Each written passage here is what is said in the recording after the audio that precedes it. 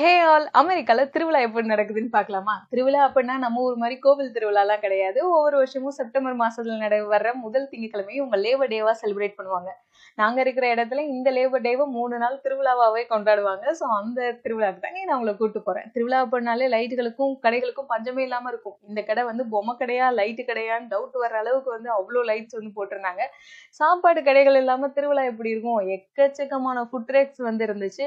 இருந்தாலும் அந்த குச்சி மிட்டாய் குருவி ரொட்டி மாதிரி ஏதாவது கிடைக்குதா அப்படின்னு தேடி பார்க்கும்போது என் கண்ணில் வந்து இந்த பஞ்சு மிட்டாய் கடை மாட்டுச்சு.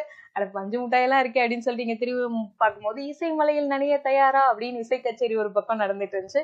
இங்க வந்து பாத்தீங்கன்னா நிறைய வந்து ரைட்ஸ் எல்லாம் இருந்துச்சு. அந்த ரைட்லாம் வந்து போறதுக்கு இந்த மாதிரி பூத்ல வந்து நம்ம பணம் கொடுத்துட்டோம்னா அந்த பணத்துக்கு ஏற்ற மாதிரியான டிக்கெட்ஸ் வந்து கொடுத்துருவாங்க.